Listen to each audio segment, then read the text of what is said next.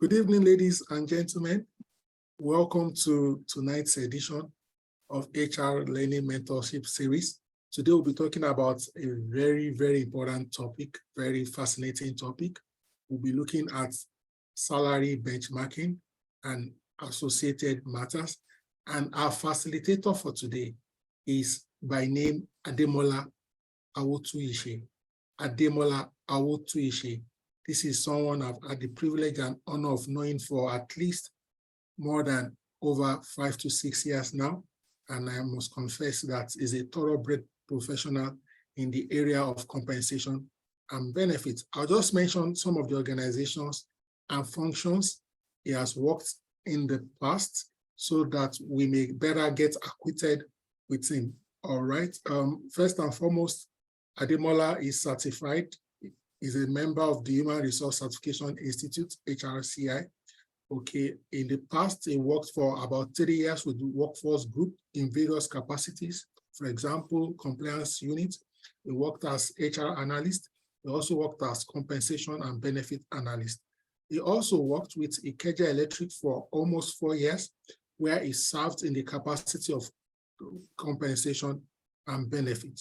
All right, he has also worked with Deloitte as the lead reward and shared services. Is the founder Compensate Solutions Limited. I would like to welcome right away Ademola. You have the floor, please. Okay, thank you very much. Good evening, everyone. Thank you for joining this session. Yes, as he has rightly introduced, my name is Ademola Awotuishe, and I'll be talking you through salary benchmarking. What are the various strategies organizations can deploy to gain insight into what is obtainable, what's obtainable among its competitors, among looking at best practices towards attracting and retaining talent in the organization. Mr. Oluyemi, please, the next slide. Yes, so for this session, I'll be speaking through the introductory aspects. What are the steps in completing salary benchmarking? What are the strategies to ensure that, yes, we're able to attract and retain employees? And what are the key factors we need to put into consideration when we are completing salary benchmarking? So we'll be talking through this aspect, each of these outlines. It is important that we also share our experiences based on things we've encountered in our place of work or vis-a-vis, maybe while completing questionnaires. The introductory aspect, compensation, competitive compensation play a critical role across every organization, because once you're able to get it right, then you have, to some extent, you would be able to attract talent and retain talent, because you would have gained insight into what your competitors are doing, what is the market currently offering, and what can you do better towards ensuring that, yes, your employees are satisfied, and you don't want a situation whereby you have dissatisfied employees.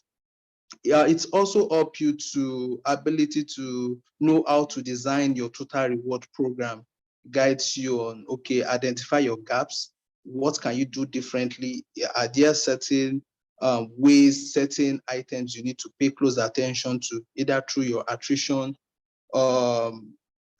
report, or whatever activities, maybe where you've lost talent to, and how best you can further retain them. Please, the next slide.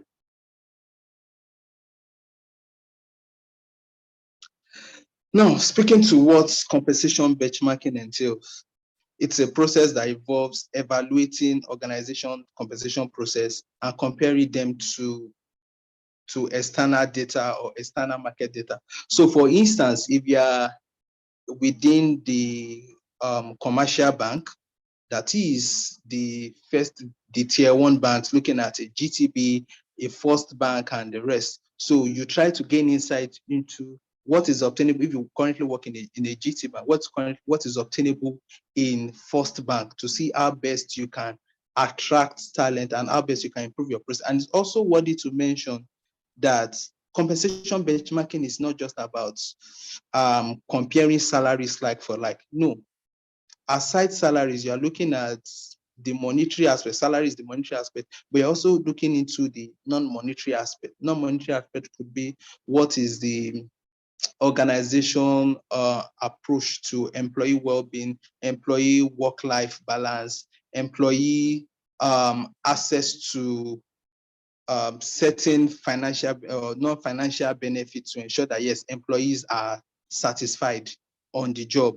So that's what compensation benchmarking, and doing this, it gives reward specialists, compensation and benefits managers insight into what can be done differently, because you don't want to go through the similar approach or the usual style of just on the assumption that, yes, your employees are satisfied. Every employee, aside the regular salary, because it is assumed that immediately a salary review is done, it usually takes a period of max 3 months. Employees would have adjusted to the new compensation. So what are other initiatives you can deploy to further ensure that, yes, employees are satisfied? So that's where compensation benchmarking comes into, you seeing what can be done differently. Please, the next slide. Now, when you are doing this, what outcome do you expect? Because there are certain questions you need to answer. You don't just do compensation benchmark along the name of, oh, I think company is doing this, I heard they are doing this, or a friend is doing this. What if we do, what if we also partake in this survey? You need to have certain facts, certain information, what is pushing you to gain insight, what is the basis of conducting compensation benchmarking, and do you have certain questions that it requires answer to? Maybe, oh, what is the rationale between the guaranteed cash and non-guaranteed cash? Or what is the basis of bonus? Or what is the basis of reward and recognition, incentive scheme design? What are the strategies I can put in place to further ensure that, yes, I develop certain work with performance management, get certain indices to ensure that, yes, employees go over and above their current responsibility. So all this, you could gain insight when you do the compensation benchmark. So that could also form part of the questions you want clarity on. So other aspect would be, why conducting this, the size of your comparators. Now, the first thing, you need to understand who your comparators are. So comparators are your close competitors. They are sometimes referred to as competitors, whom you attract talent from or whom you lose talent to. So those are your comparators. So if you recall, when I started with, if a GT bank wants to conduct a compensation benchmarking, looking into what a First Bank is offering. So aside the commercial bank as well, within the FMCG space, a PZ wanting to gain insight what Dufil Foods, that's your noodles, or maybe Dangote between Boa Food and the rest. So those are the comparators. Now, when you want to identify who your comparators be, you need to look at what is their industry type. Is it the same thing as what you currently, are you within the same industry? Sometimes you could decide to go outside your industry. Now, for instance, in such instance, it could be, for instance, IT-related rules. You would not want to limit IT, or because you're solely focused on commercial, let's say, still making reference to commercial banks, maybe the IT engineer, system engineer and the rest. And somehow, with the emergence of fintechs, we've seen talent switching from commercial banks going to the fintechs, or because of the work-life balance or maybe additional benefits they tend to enjoy. On that note, you are also trying to gain into what is the what additional information can you gain from fintechs? What are they offering your talents that you presently don't have? Is it based on level? Is it based on career progression and the rest? The geographic location, also, you look at the revenue and income size. This is very important. This is very important. A startup cannot compare itself with a cash cow. Now, this is, so for instance, now a startup wanting to compare with the likes of MTN in terms of compensation or in terms of other non-monetary benefits to attract talents, definitely in the long run, the startup will be badly affected, because looking at the revenue MTN generates as compared to the startup that is still yet to get its market share and also yet to get the market's desired presence. So with that, when you're selecting your comparators, you look at the revenue or income size. I already spoke about where you lose talent from and where you also attract talent from. Those are what these key pointers guide you on how to identify and also select your comparators. So once you've been able to answer these questions, then you can proceed to take the steps on conducting compensation benchmarking. Please, the next slide. Okay. So while at it, the key considerations when you want to conduct compensation benchmarking, looking at the costs. If you decide to go use off-the-shelf compensation, or should I say remuneration data, it could be expensive. There are some organizations, majorly among the Big Four professional services firm, they offer these services. Looking at the cost, can you accommodate it at that point in time? Because when you are conducting the survey, you also need to put into consideration the costs, the cost implication. You look at the cost, then also the detail of the information you need to share. Because when you complete compensation questionnaire, certain aspects will be required. In terms of your compensation, your pay structure, you would be required to share the information. So sometimes when professional services firm reaches out to you, they provide questionnaires asking you to provide details. What are the fringe benefits offered to employees? What is the guaranteed pay? What is the cash? What is the non-cash? When is bonus paid? What are the basis of payment of bonus and the rest? So you need to have it at the back of your mind that when you want to conduct this, you should know the details of what you want to share. And also you need to understand what is the purpose of the survey. What are you trying to drive at? What is the end goal? The usefulness of the data when you receive it. Are you trying to benchmark, or do you want to extract what will be your anchor points at the end of the day? And also the timing of your report. Now, under that, there are certain cautions you need to have at the back of your mind. And that's why I indicated the survey cautions. Don't be fooled. The market does not move equally year on year.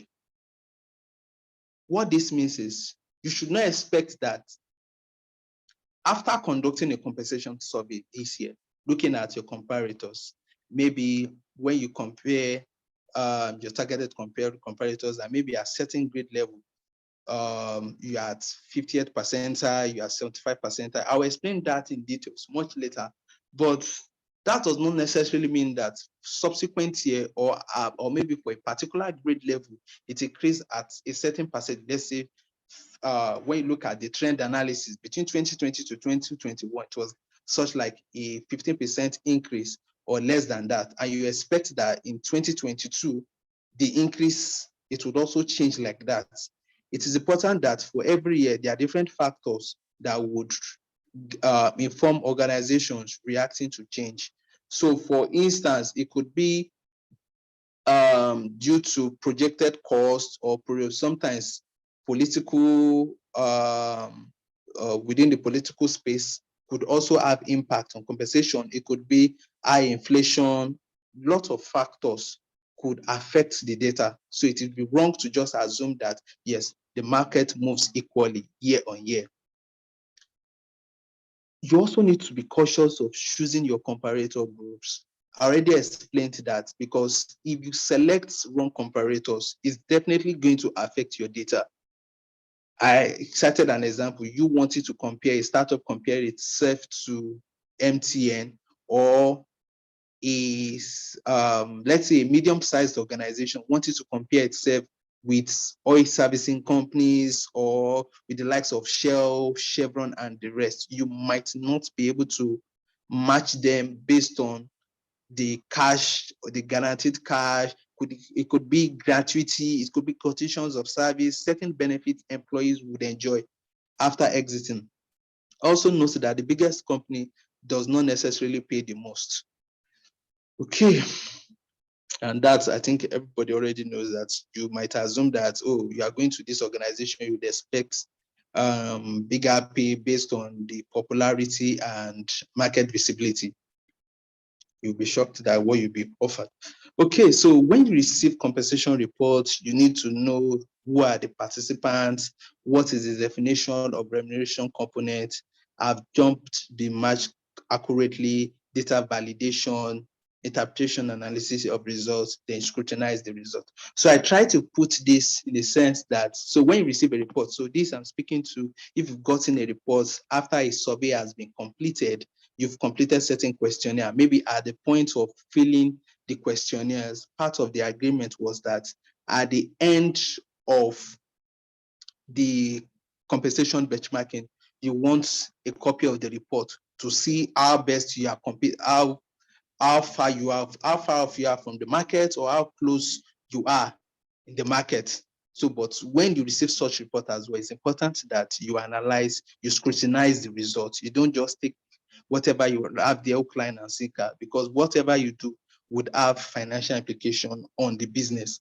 And it's worthy to note that for every decision you make, you also need to be considerate as provision be made for it in the budget, rather than incur additional costs. Please, the next slide.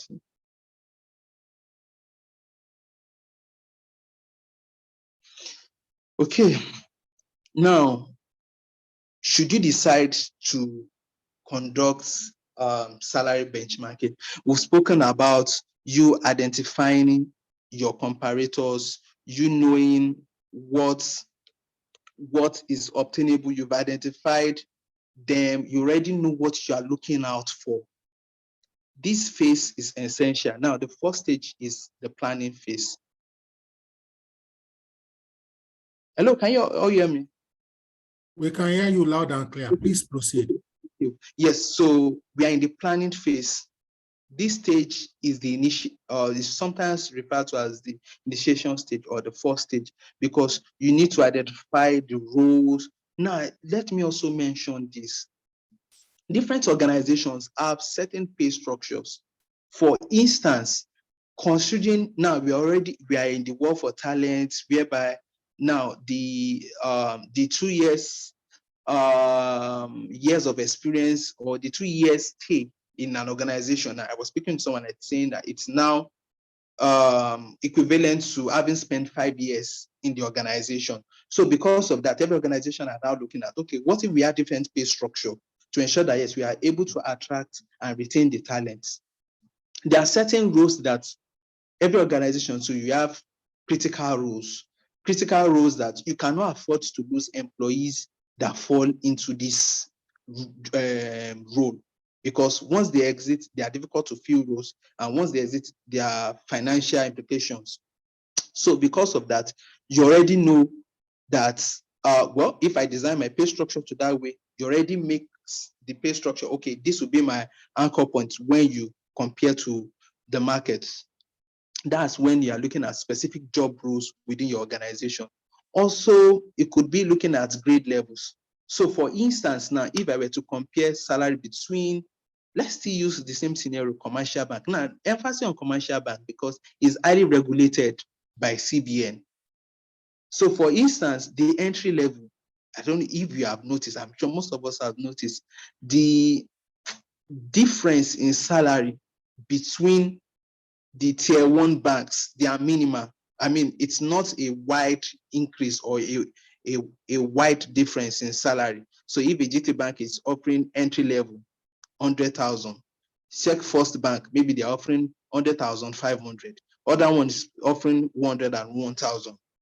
So it's highly regulated, because so to ensure that, yes, one, they don't lose talent, and also the only way some would recommend is when you switch from one bank to the other just to increase it. But all these, you identify your comparable factors, your roles, you've already identified your comparators are, and you filled the questions. So these survey questionnaires, you've completed them and you've shared them with your comparators. Now at this phase, you've identified your comparators. There are two different methods that are being used. Sometimes you could formally write to your comparator that yes, we are conducting a compensation survey and would require an exchange of data. Yes, I've experienced it within a certain industry. The HR director was willing to exchange the information, but remember, it's just like this company coming to you is your competitor, and most often you do not want to, how do I put it, equip your competitor, meaning there's every possibility you are going to use your talent. But the various ways to do it is you could write formally or indirectly generate data. You generating information could be reaching out to employees in such organization or looking at historical data, if there are promotions, if there are salary reviews, even though some agree that request for payslip is archaic. But sometimes when you are conducting salary benchmarking, it's usually relevant. However, when you want to use, okay, so let's say now for role A, let's say for the role of finance associate, for company A, they offer 200,000 and you pick company B, you see maybe the net salary is 150,000. So I usually advise that when you are trying to compare, it's better for you to make comparison based on the gross salary. Now, this is us looking at the guaranteed cash now.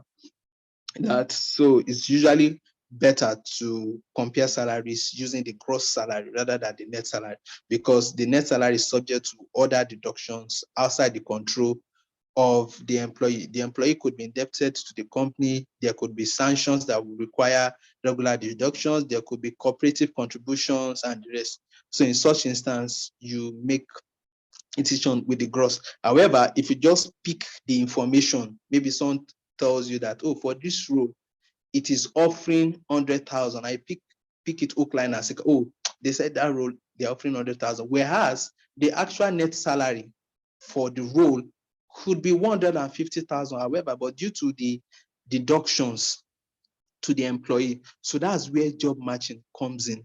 Ability to scrutinize, looking at, okay, for this role, this salary that I've gotten, am I sure that, remember, some organizations, their pay structure is in band, and sometimes they run a broadband pay structure. So a broadband pay structure gives the employer flexibility to place an employee in different salary band, which is usually based on experience, based on capability, and usually based on the skill, knowledge, and attribute that the employee might have.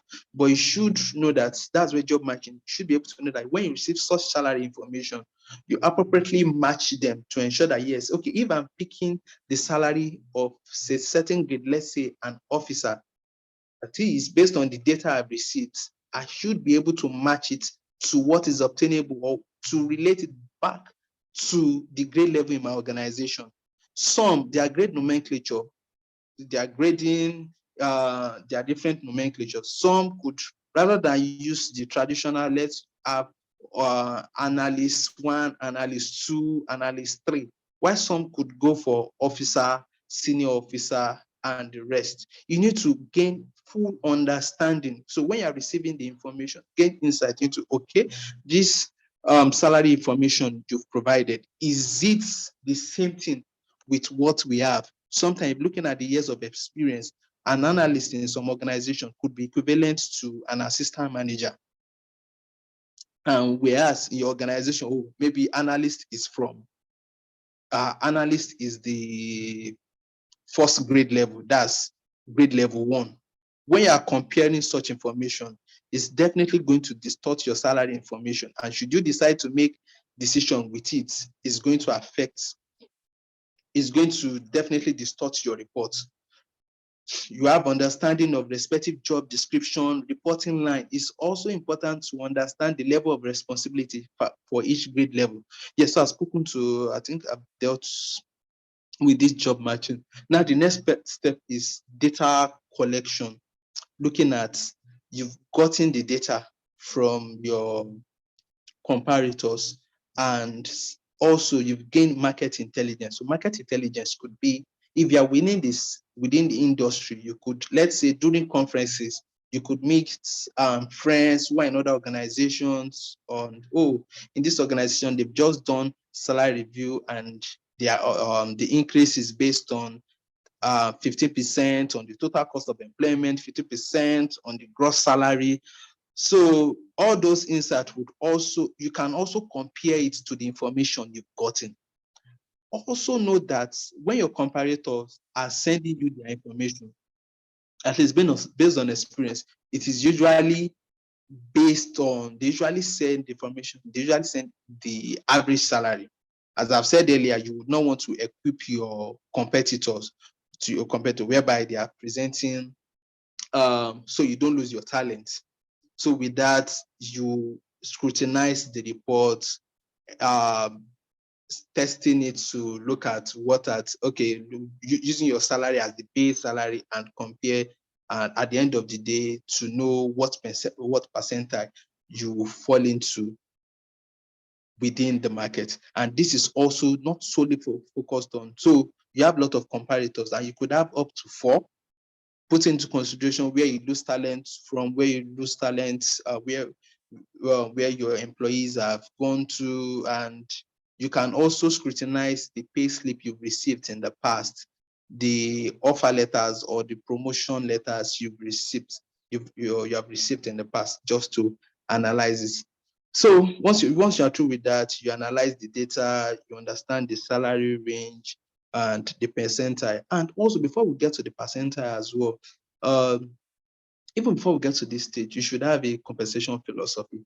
The compensation philosophy is cascaded from the organization goal. What is the organization goal in terms of employee compensation, in terms of employee well-being?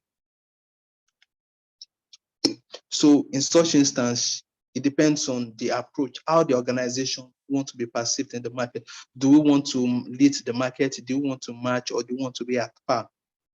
So when you want to lead the market, you are leading the market in terms of compensation, in terms of employee benefits, or you are let's say the market leader in terms of employees. So every talent, all talent will be willing to join the organization. But when you want to match the market, yes, you are not there yet, but you want to offer certain benefits. And that's why for certain organization, before you're a market leader as well, you must have spent certain years in the public space. You've gotten to the maturity stage already in the life cycle of business, and you've also been able to, you have the financial capability. But so for such instance, but for matching, you could have certain organizations like startup whereby, okay, I might not be able to offer you what this company is offering you presently, but there are other non-monetary benefits that I can offer you. This is because I have a prospect that, yes, after a few years, I can guarantee you certain promotions or certain career progressions that would interest the candidate. So you are matching the market, but you want to attract certain talent, but you want to leverage on other benefits just to attract the talent. So, but for when you want to lag the market, and so when you want to lag the market, there are certain reasons. It could be, oh, is a new organization starting up, or the organization has been bankrupt, just trying to get certain things, but would require certain talent. And that's where it involves commitment between the management and the employee. Yes, we know that the management is telling the employees that, yes, we know that we are not offering you what is best in the market, but we assure you there's an assurance from the management that a certain period in the year would be offering you certain benefit. It could be in the form of stock benefit, it could be in the form of shares. So the employee has something in anticipation. So you also analyze trend, and so that's when you analyze the data. So once you've done that, definitely it should have impact on your compensation. Now we are speaking to compensation, and this could be the monetary aspect and non-monetary. So it could be that, oh, for monetary, you are presently lagging. It depends what your pay philosophy of the evaluation. You are presently, it reflects that, oh, you are lagging in the market or you are at par in the market. But whatever you do as well would have impact on your compensation. But the most important thing also as well, when we get to this stage, at least I've witnessed a situation whereby a company, it is lagging in the market. And in order to catch up with the market as well, it will cost the employee to increase their wage bill by almost 30 to 35%, all because salary review had not been done for some years. So that's where staggered approach could come in. You might not do it. If you do 35% on your wage pool, definitely it's going to be too high. The organization, if provision had not been made, but a staggered approach can be done just to ensure that, yes, you are able to meet up with the market and you don't lose talent. Okay, please at the next slide.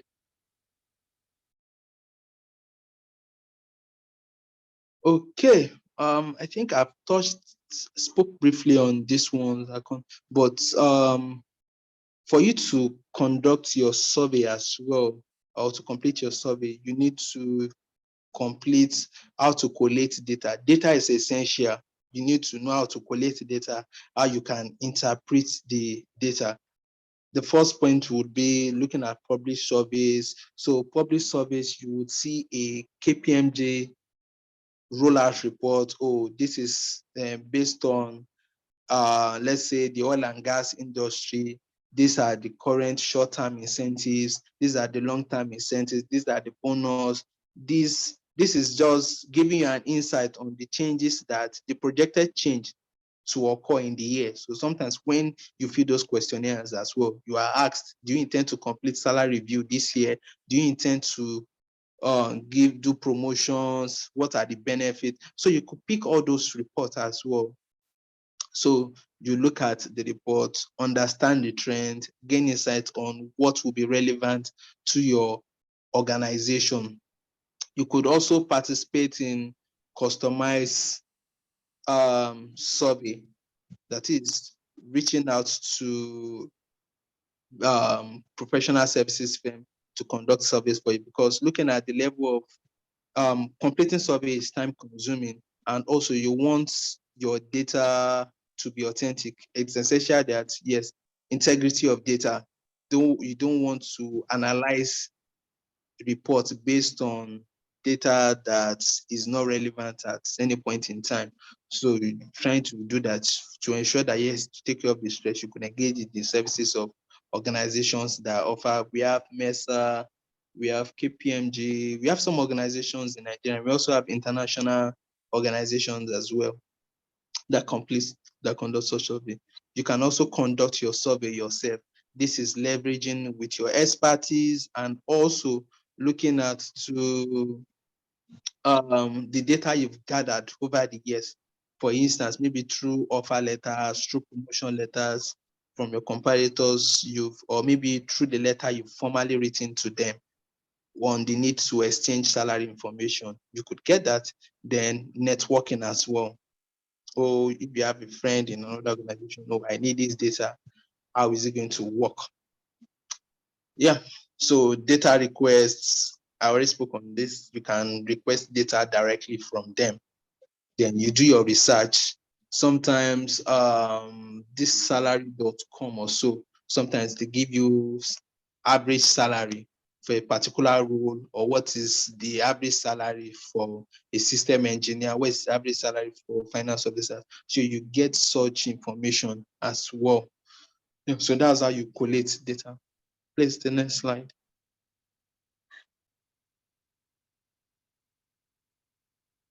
Okay.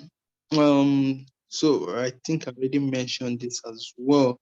To aid competitiveness, there are certain factors you need to consider. So with this factor, yes, we are sure that I already spoke about pay philosophy, speaking to how does the organization want to position itself in the market.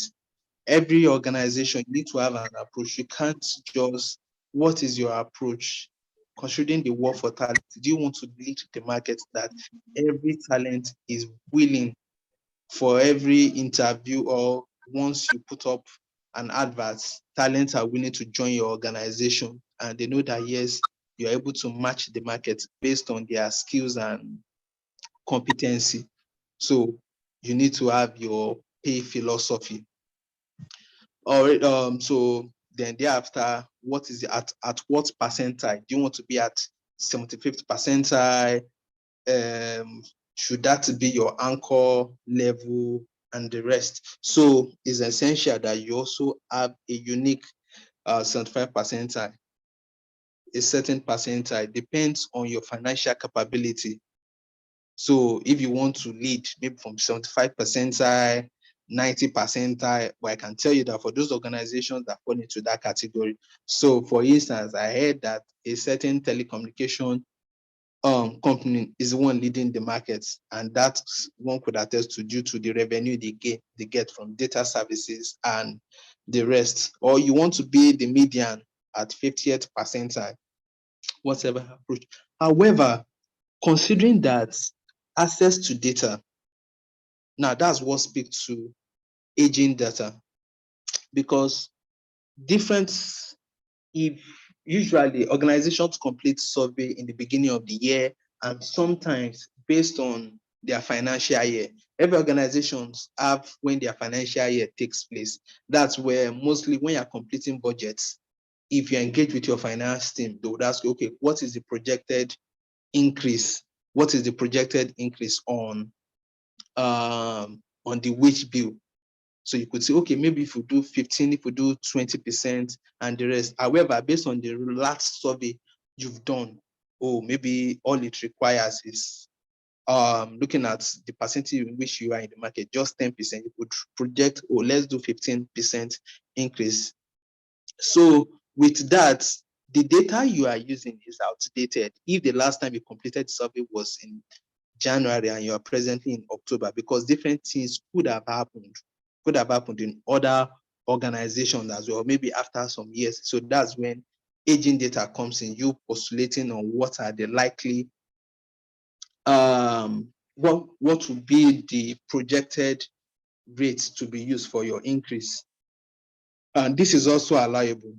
So that's where your aging data comes in, because it helps you make more relevant and reliable compensation decision.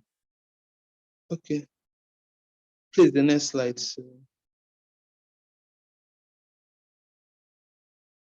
Okay, so when you complete salary benchmarking, definitely there's competitiveness in the job market. You would be able to authoritatively, at least you know that yes, for every role, be able to attract the best talent. And because you already gain insight into, it also help you gain insight into what your competitors are offering. As I've said, it could be monetary, it could be non-monetary. We recall whereby maybe for certain organization, the HMO, what they do, employee enjoy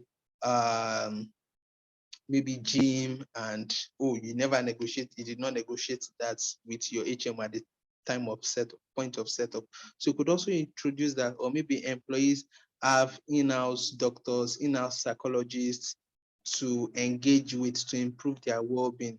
It will shock you that sometimes, let's say the organization usually writes commendation letter, maybe when an employee has been promoted, the organization decides to write to either the spouse or the parents of the employee, trying to congratulate them and also recognize their efforts towards the employee. And to shock you that when the employee wants to resign or decide, the spouse or the parent will say, why do you want to leave such organization? When they are doing this, they are recognizing your contribution.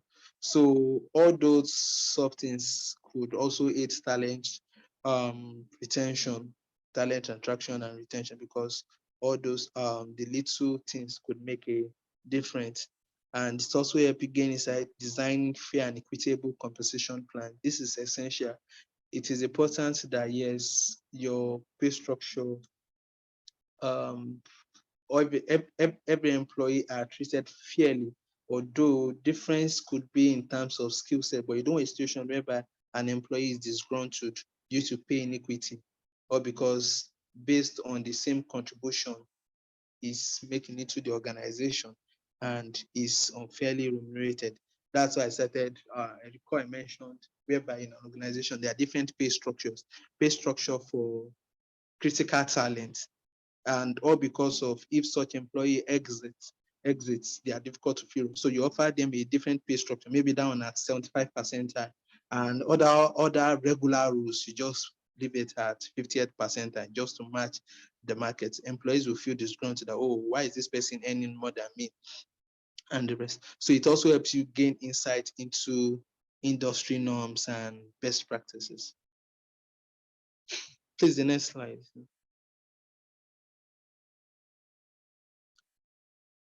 Okay. So the best practice for effective salary benchmarking here is what you mentioned, that salary trends and market conditions change over time. It changes regularly.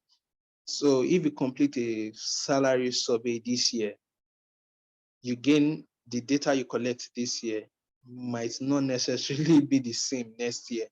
Some organizations will be, there are different factors. Oh, maybe due to the bottom line, maybe the business was able to make the business in terms of revenue target, they exceeded their revenue target. And as a means of motivating the employees, they increased the salary subsequent year. So definitely, are you able to match whatever the company is willing to offer? Yes, so I also already indicated that when you're also benchmarking, you look at the quantitative and the qualitative factors. Yes, salary, and based on statistics, employees easily adjust to the new changes in salary.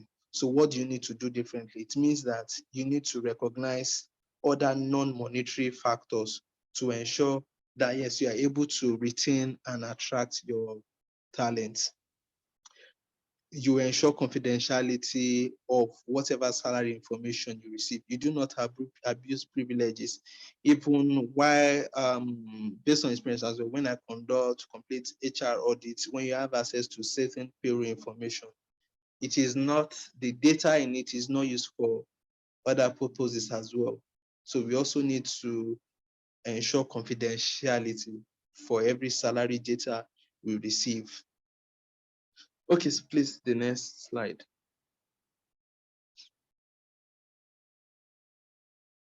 Yeah. So in conclusion, salary benchmarking is a crucial strategy for achieving competitive compensation. I can assure you that if you want to continue to attract and retain talent, you need to complete salary benchmarking regularly. And how can this be done is by regularly comparing compensation practices, attend various HR webinars, HR conferences, so you can, to some extent, gain insight into what is currently being offered within your industry and outside your industry, and also maintain close relationship with your other talents as well.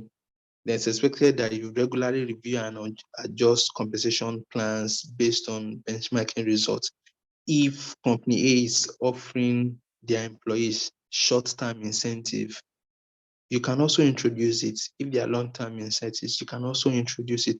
If there's a way the bonus is being paid, even there's an organization I worked with that, or because employees are willing to wait for a certain period of the year, the organization had to introduce payment of bonus twice in a financial year. So which means that a certain percentage of the bonus is paid. And if you wait to the last financial year, you will get additional bonus. That's a retention strategy.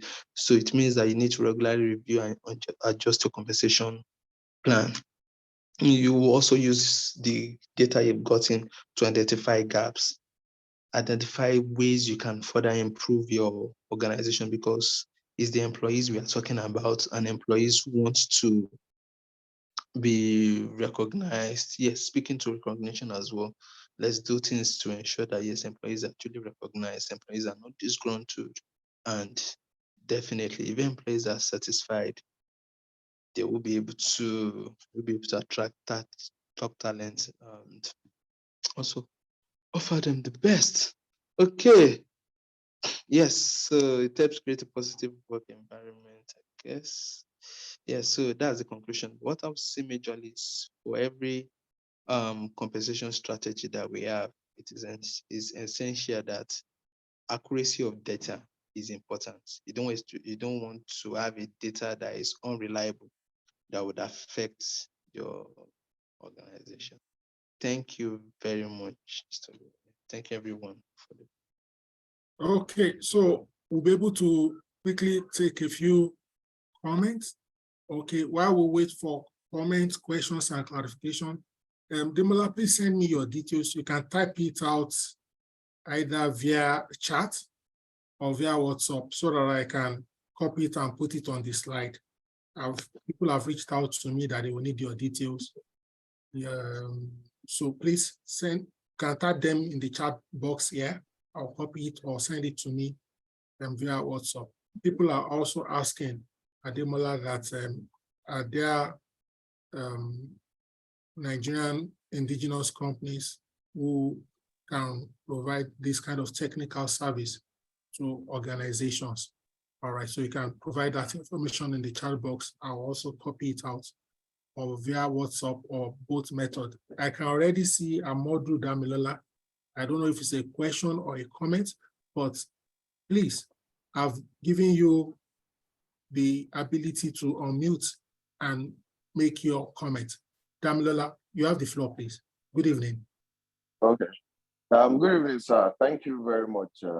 Please confirm you can hear me. Loud and clear. Okay, thank you very much, Mr. Adeosun. And our facilitator, I want to say a big thank you to you. So, I don't know if this is like a kind of question actually, or more like an advice, because I find myself in the space of compensation and benefits for a while now, and I've actually been working in the role in all this, the loan companies. It's a financial company, but not the commercial banks, but the loan companies. And one of the problem I face is difficulty in getting data. So a lot of these people, even the so-called friends that I have, that's HR colleagues in these companies, they tend to hold back. They don't want to give the data. I've tried a lot of techniques, reach out to a lot of people, discuss with them personally. This is what I need. What they will just tell me is, okay, I can only give you one. And it's not, it's not covering the volume of the data that I need. Also, one thing I also tried a while back was I created a Google Forms myself and started sharing it with people. Anybody I meet on the road, I share it with them. Anybody I meet that is working in those spaces, I share with them to get an insight of what their company is doing. And you know that you'd believe that for like a month or two, I got like 40-something responses. A lot of people I shared this with, they were not replying. Even though some people, I will tell them, the HR people, I will tell them that if you can fill this form, if I get enough participants from your people, I'm going to share the result with you. But with all of this,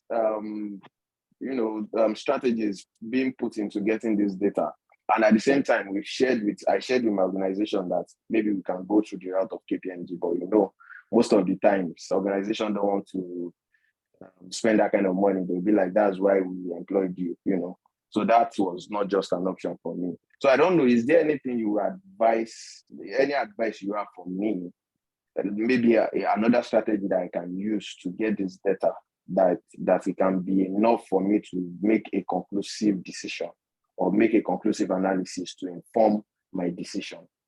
Thank you very much. Okay, yes, to start with, well, I understand it can be frustrating when you're trying to get accurate salary data. You are not able to get. It can be frustrating. Number one, you are time bound, and if you are not able to get actual salary information. But what I would advise is, well, the approach you took is a lovely one. At least you thinking out of the box to generate a Google form to send to people.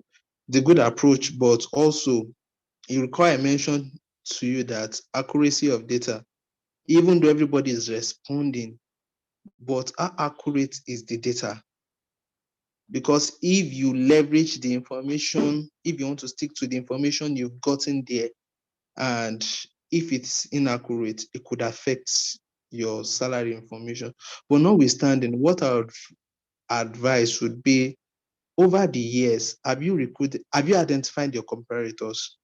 So those organizations, have you over the years, the easiest would be, over the years, have you recruited from those organizations as well? If yes, go to the employees that you've recruited from. We need this. Also, there's a way you can cajole the employee. See, we want to offer you the best, but for us to offer you the best, we need salary information. I can tell you that some organizations, they even assisted me. They said, okay, no problem. I know the HR. I have a personal relationship with the HR. Or I have a personal relationship with this person. They might in turn get back to you that, oh, you need to write formally to us. So what it means is that you are leveraging on personal relationship already because of what? You recruited someone into your organization. So you speak with the person. However, if it's someone that has visited the organization as well, reach out to the person, guy, how best can you help us? So that's why for every employee, it's important to maintain cordial relationship with them so that when we need them, they won't turn their back on us. I think with that, if it yield results, you could also think of writing formally to the organization as well. It's going to be a win-win situation whereby, okay, if you provide us with this information, you are going to sign an NDA, non-disclosure agreement, that whatever information you share with us will maintain high confidentiality in it. So I guess that's the approach you can try. Okay, thank you so much. I can see 2 hands up. If you have questions, please raise your hands. After now, we may not be able to take anymore. You are also free to type your questions. That's also very much allowed. I'll take Paletia first, and then I'll come to Kunle. Okay. Paletia.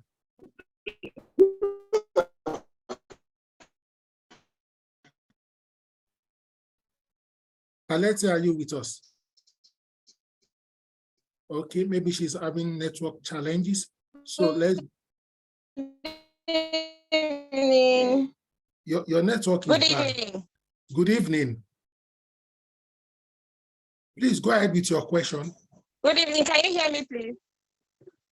Please go ahead with your question. Okay, so I'm having an issue where I'm currently. When I joined my current organization, there was no HR person, so I'm practically the first HR person in my organization, and I'm the one setting up the HR department.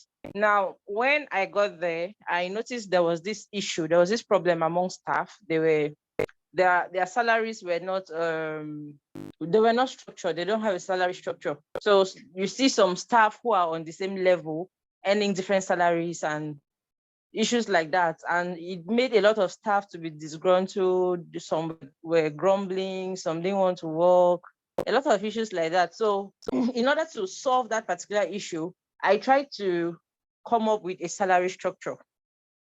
Now, the salary structure, I made sure I benchmarked according to years of experience, skill sets, job role, and other things like that. And I also made some findings in the industry. It's a real estate firm. So I made some findings and I tried to adjust the percentage of, what they call it? Sorry, I tried adjusting the commission for the sales team, because the sales team they were on 5% commission. Now I tried adjusting that percentage commission I break it down. I did 5, I did 7, I did 10 for different individuals. Now, when I passed it to my boss, initially he said it was okay, he approved.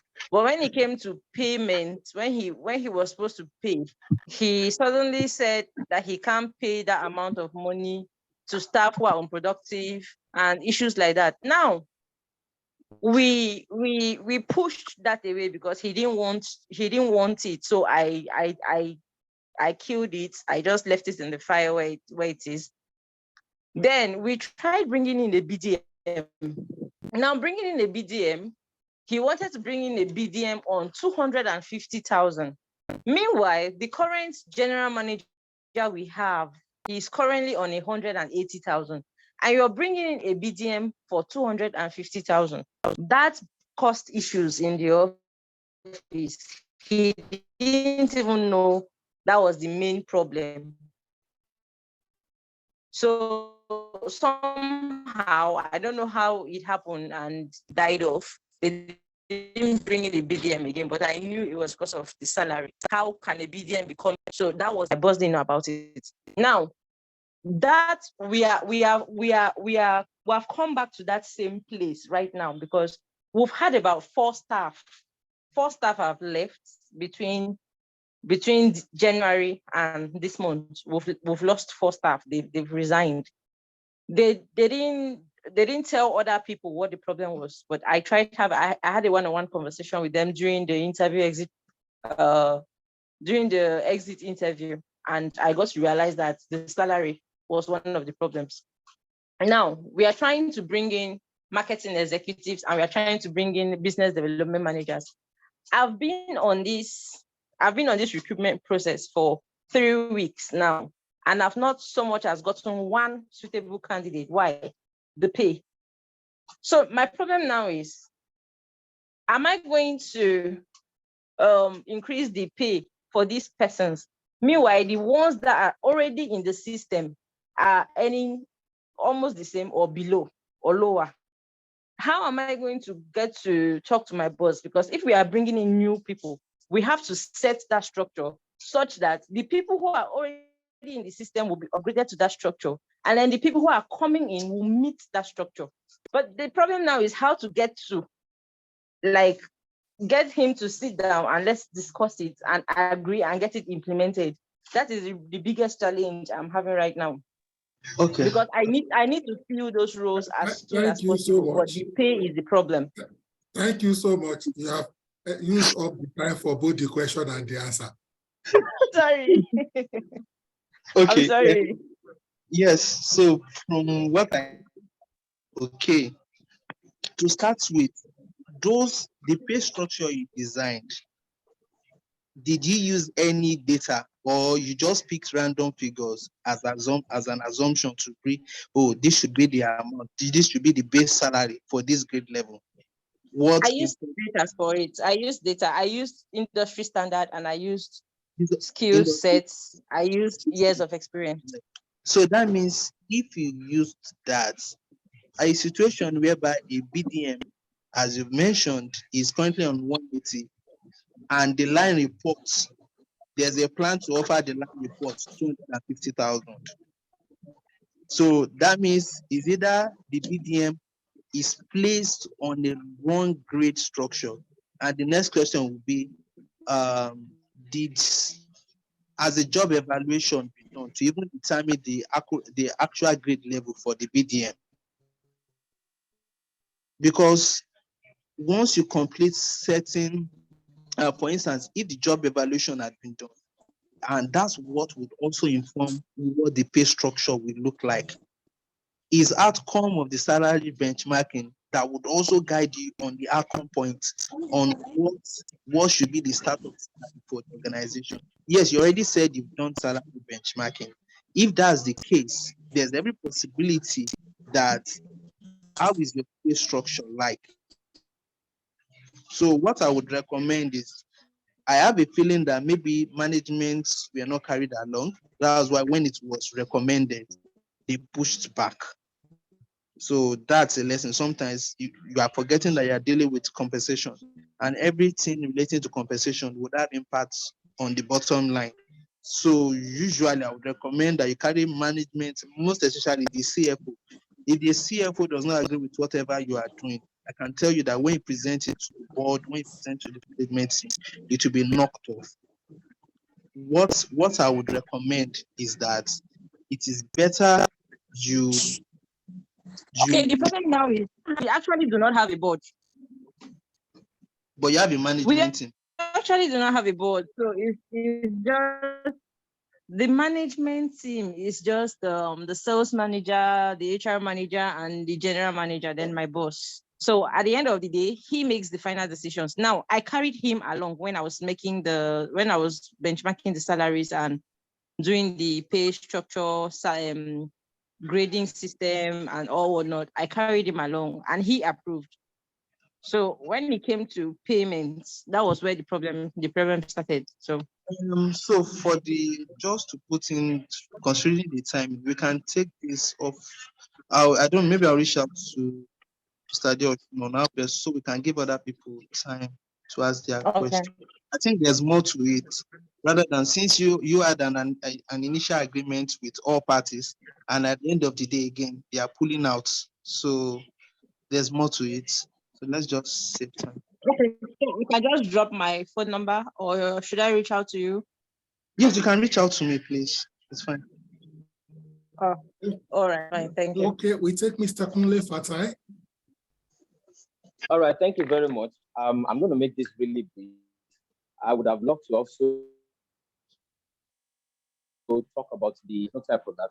I want to ask our facilitator, now that so many compensation and benefit people are talking about having challenge generating data, especially for our survey, trying to do that in-house. I don't know how you can help us, Mr. Adeosun. This is particularly to you.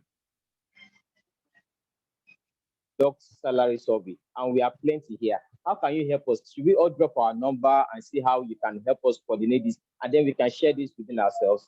Because reaching out to organizations one-on-one, people are usually very, very skeptical, not so receptive, and very reluctant to share data.